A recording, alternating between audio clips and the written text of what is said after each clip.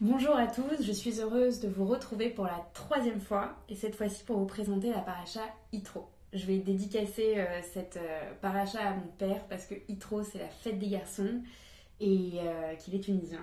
Donc papa, c'est pour toi. Donc on commence par le résumé de la paracha.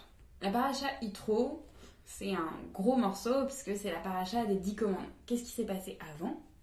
On est à la suite de la sortie d'Égypte, à la suite des 10 plaies, et les Bnei Israël vont venir camper devant le Har Sinaï sous la direction de Moïse pour recevoir la Torah, et ils vont recevoir la Torah avec les 10 commandements, les Aseret Adiberot, les 10 paroles. On dit 10 commandements, mais c'est 10 paroles.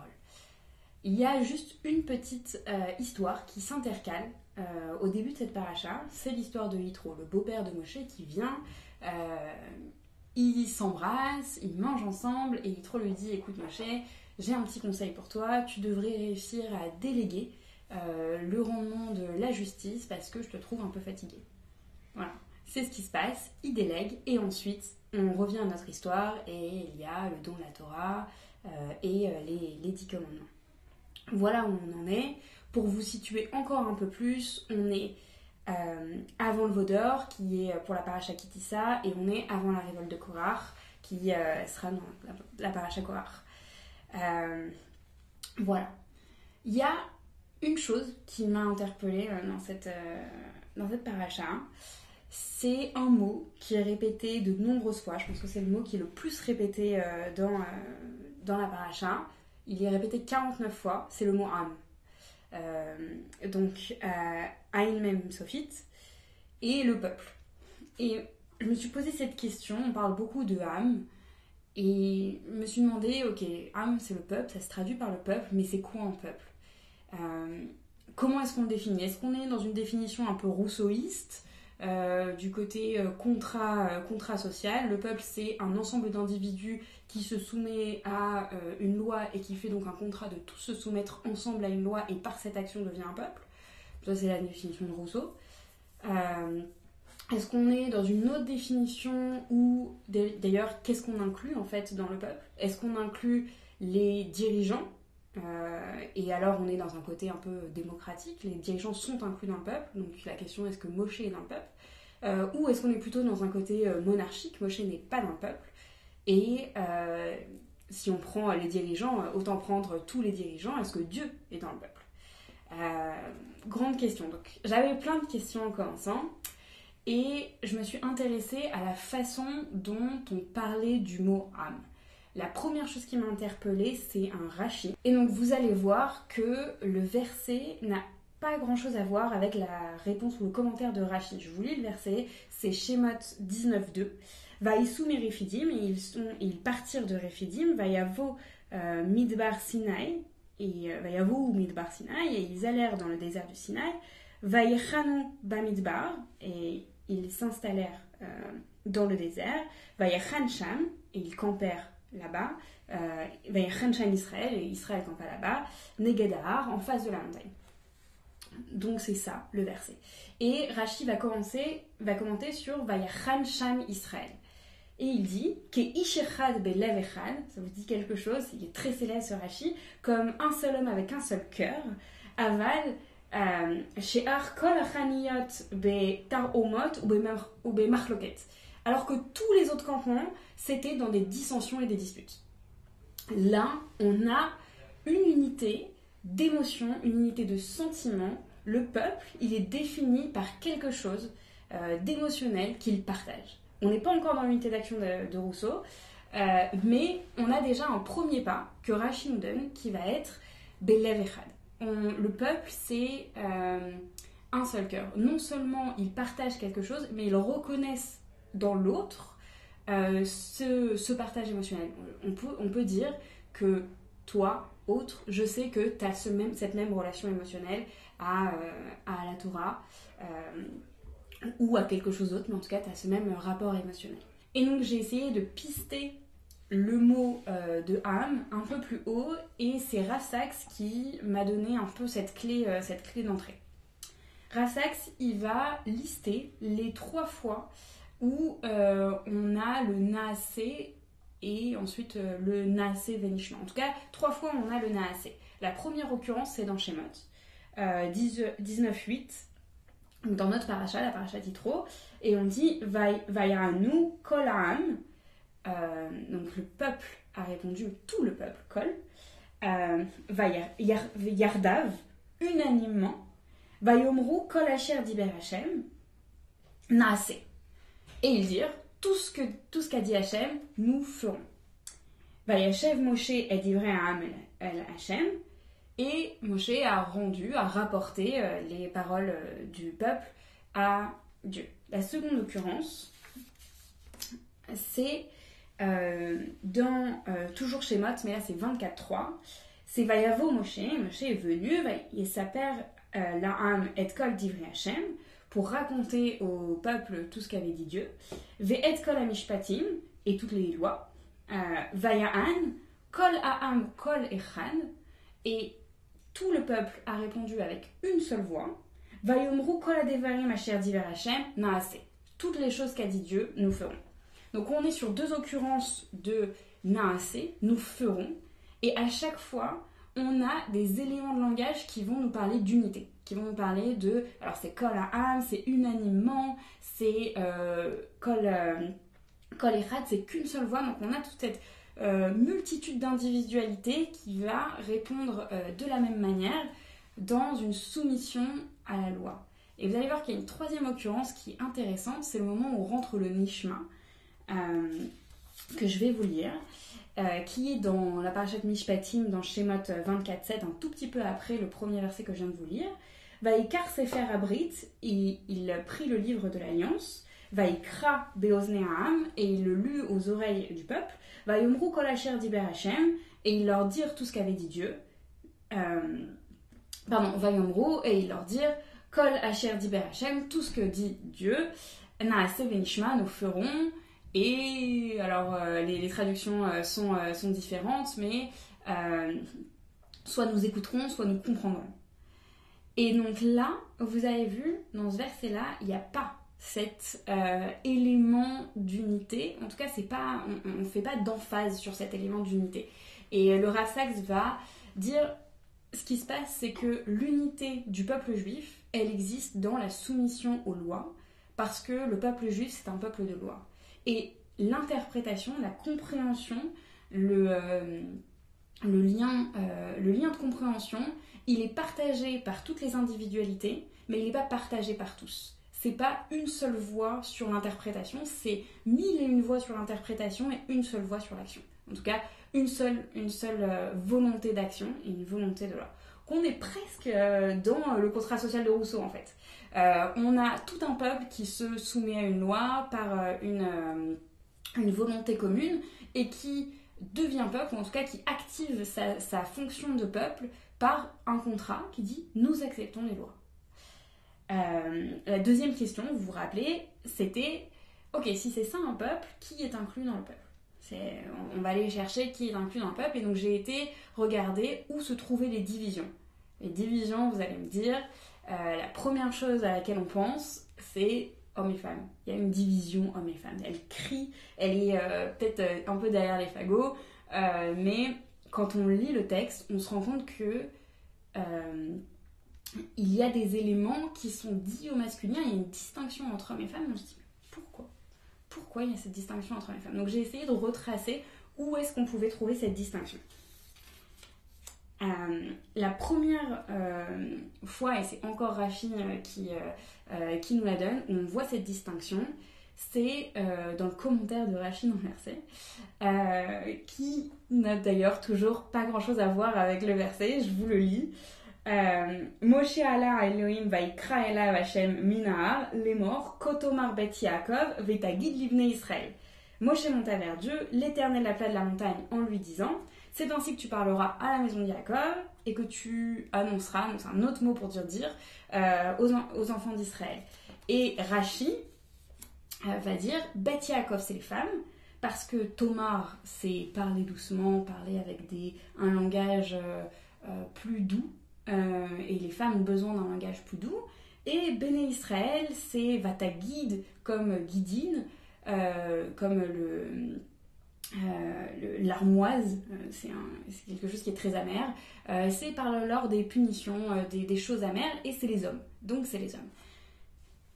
Moi, je comprenais pas pourquoi Rashi avait compris ça de ce verset. Vraiment, j'étais là, je comprends pas d'où ça vient, pourquoi, alors qu'on parle pas du tout des femmes et des hommes à ce moment-là. Donc j'ai regardé les sources de Rashi. Et les sources de Rashi, elles sont doubles. La première, c'est le Mechilta du Rabbi Israël, de Rabbi Ishmael. Et la seconde, c'est Shabbat 87a. Dans Shabbat 87a, on est sur une discussion de que veulent dire les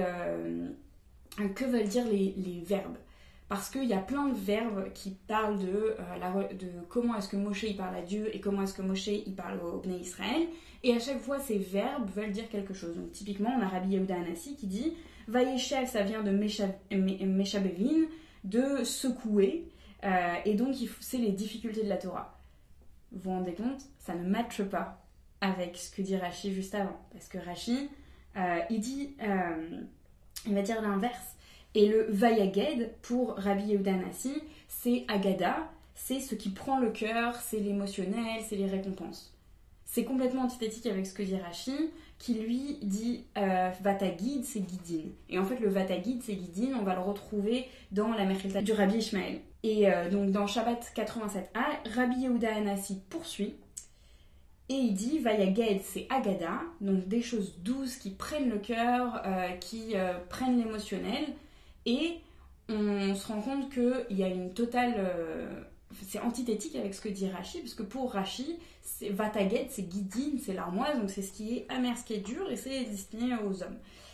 Et en fait, d'où ça vient ce guidine ? Ça vient de la Mechilta de Rabbi Ishmael, qui dit « Emor belashon raka, emor roshit varim lenashim » Tu parleras d'un langage simple, tu vas à la simplicité des choses, roche pour les femmes, Vetaged livne Israël, et pour Israël, Vatedagdek imahem ve'emor lahem.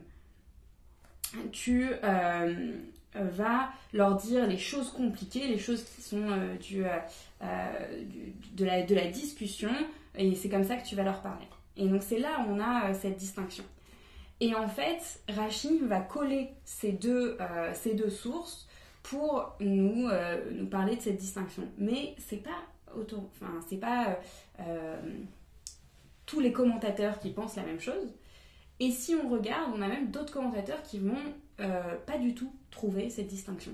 Typiquement, le Ibn Ezra va dire quand on parle de Bet Yaakov et Bnei Israël, on parle des anciens d'Israël.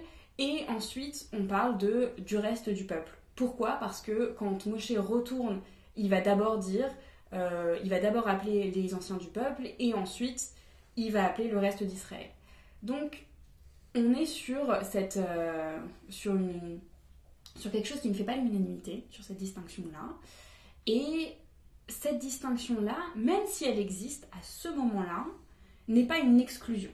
On n'est toujours pas dans une exclusion. Donc pour le moment, même si on distingue femmes et hommes, on n'exclut pas les femmes. Le moment où on va exclure, ou en tout cas le moment où on va prendre une initiative de séparation, où on va parler au masculin pour le masculin, c'est Moshe, dans le verset 19-10, qui reprend les paroles de Dieu. Mais vous allez voir, il y a une petite distinction entre ce que Dieu lui dit et ce que Moshe dit. Dieu dit, Vayomer Hashem el Moshe, donc Dieu dit à Moshe, Lech el Ha'am, va vers le peuple, Ve kidashtam ayom, umachar, ve chizbesu simlotav. Et l'Éternel dit à Dieu, va-t'en vers le peuple, prépare-les aujourd'hui et demain qu'ils lavent leurs vêtements. Ve ayu nechonim leyam ashlishi, et soyez prêts pour le 3e jour. Il y a encore quelques éléments qu'il leur dit, mais c'est d'autres choses. Et quand Moshe va rapporter ça, il leur dit, écoutez bien, Vayered Moshe, Moshe est descendu minar de la montagne, El Ha'am vers le peuple, Vayekadesh et Ha'am, Vayechabsu simlotav, et donc il sanctifia le peuple et il lavèrent leurs vêtements. Pour le moment, tout va bien, on est dans les clous. Et ensuite, Vayomer el Ha'am, Ayu nechonim les shoshet yamim, al tikshu el isha, soyez prêts pendant 3 jours et ne vous approchez pas d'une femme.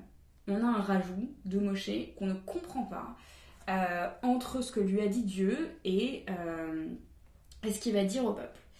Et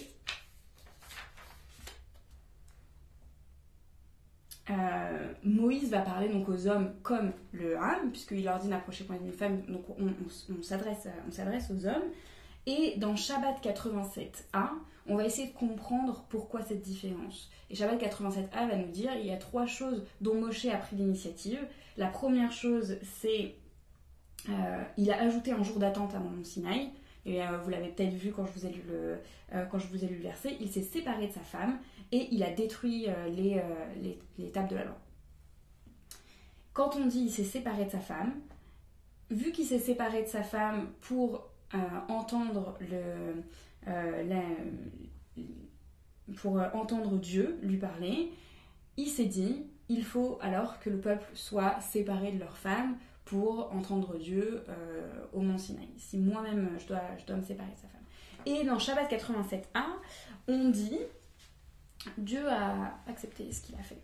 Mais c'est un a posteriori, ça veut dire c'est Moshe qui a pris sa propre initiative et c'est un a posteriori où Dieu a dit bon, ok. Et moi je me suis dit ok, mais est-ce que Dieu il fait la distinction dans ce Ham? Est-ce qu'à un moment donné Dieu dit quelque chose qui soit parle au masculin, soit fait la distinction entre femme et homme? Et en fait oui, ça arrive, et ça arrive au moment du commandement du Shabbat, où il va dire et ta fille et ton fils, mais il parle à un homme. Et les commentateurs vont justement s'interroger parce que en fait à partir du passouk Vav, il y a un changement de narrateur. On passe du narrateur de je suis Dieu, je suis l'Éternel ton Dieu, à 3e personne en parlant de Dieu. Et donc les commentateurs vont se dire il y a quelque chose qui change en fait dans les 10 commandements. On ne comprend pas pourquoi Dieu tout d'un coup parle de lui à la 3e personne en fait. Et on va avoir beaucoup de commentateurs qui vont se mettre d'accord. On va avoir Rashi, le Ramban, le Bechor Shor, le Targum Yerushalmi, qui vont dire en fait ce qui se passe c'est qu'à partir du deuxième commandement, les Bnei Israël ont eu peur de la voix de Dieu et ils ont dit Moshe s'il te plaît dis-nous toi ce que veut dire Dieu parce que la voix est trop forte, la voix est trop puissante et on va mourir. C'est ce qu'on voit un petit peu après dans la paracha. Et donc c'est comme ça qu'ils interprètent les commentateurs, ils disent bah oui c'est normal en fait. Si c'est Moshe qui rapporte les paroles de Dieu, non seulement il parle de Dieu à la 3e personne, mais en plus il parle d'un point de vue masculin puisque c'est lui qui parle, Moshe homme.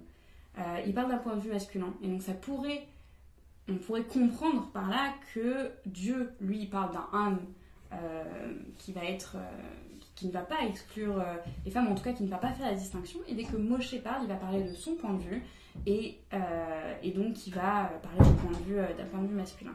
Donc on n'a pas cette distinction.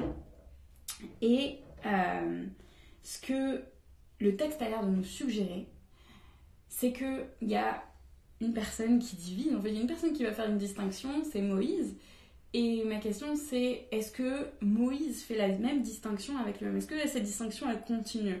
Et ce qui se passe c'est que dans le texte, oui, elle continue en fait. Et on se rend compte que Moïse, il fait la distinction mais aussi entre lui et le peuple. Moïse n'est pas forcément inclus dans le peuple. Et on se dit quoi? Attends, Moïse, celui qu'on dit Alacha Moshe Missina, il n'est pas dans le peuple d'Israël? Ben... Vous allez me dire ce que vous en pensez, mais ce que moi j'ai vu quand j'ai lu et relu, c'était ça. Je sais pas si vous vous souvenez, quand on fait la Shira, quand on lit la Shira tous les jours quand on fait la prière, on dit Az Yashir Moshe ou Bnei Israël. Déjà là, on est Moshe et les Bnei Israël. Moshe il n'est pas dans les Bnei Israël à ce moment-là. J'ai regardé, je me suis dit non mais c'est pas possible en fait. Quand il y a les 10 commandements, Moshe il parle à Pharaon et il lui dit quoi? Et il lui dit laisse partir mon peuple. On a tous vu ça et on se rappelle tous de ça. Et donc j'étais regardée, je me dis, bah oui, à un moment donné, c'est mon peuple. Donc Moïse parle de son peuple. Ami. Et en fait, non. Les seules fois où il dit ami, il dit, et l'Éternel m'a dit de dire mon peuple. Et donc dans ces phrases-là, c'est le peuple de Dieu, mais c'est pas le peuple de Moïse. Pour vous donner un exemple, dans Shemot 33:6, il redit, c'est Moshe qui parle, et il dit moi et ton peuple. Il dit Ani ve'amecha mikol ha'am. Moi et ton peuple de tous les peuples. Il est en train de plaider pour les Bnei Israël après le Vaudor. Et encore une fois, dans la bouche de Moshe, il se sépare en fait. Il parle, il dit jamais nous. Moshe, il dit jamais nous. Parfois, il dit mes frères, mais il dit jamais nous. Et la seule fois où Dieu va dire Amecha, c'est ton peuple à Moshe, ben en fait, c'est après le Vaudor. Et c'est le moment où Dieu est super énervé. Et il dit à Moshe, en fait, c'est pas mon peuple, c'est ton peuple. Et je vais le tuer parce que il m'a trahi. Et je vais faire de toi, Moshe, tout seul, un peuple. Et Moïse lui dit, non, c'est ton peuple. Et donc il y a une espèce de bataille entre Dieu et Moïse, et il se refile la patate chaude en disant, non, c'est pas mon peuple, c'est le tien, c'est pas mon peuple, c'est le tien.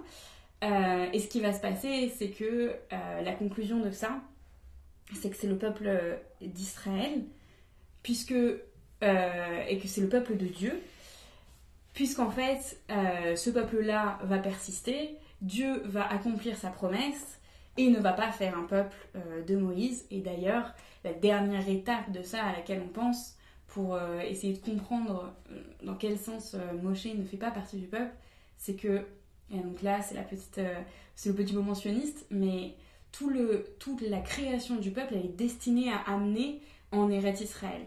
Elle est destinée à ce que les Hébreux s'installent sur la terre d'Israël. Il y a une personne, entre autres, qui ne s'installera pas en terre d'Israël, c'est Moïse. Et pour moi, c'est la dernière étape qui va mettre le point final à cette question de est-ce que Moïse est à l'intérieur du peuple. Et ben non, Moïse est un partenaire, Moïse est un leader, Moïse va accompagner le peuple dans sa création, mais à partir d'un moment, le peuple va prendre son envol et Moïse ne va pas en faire partie.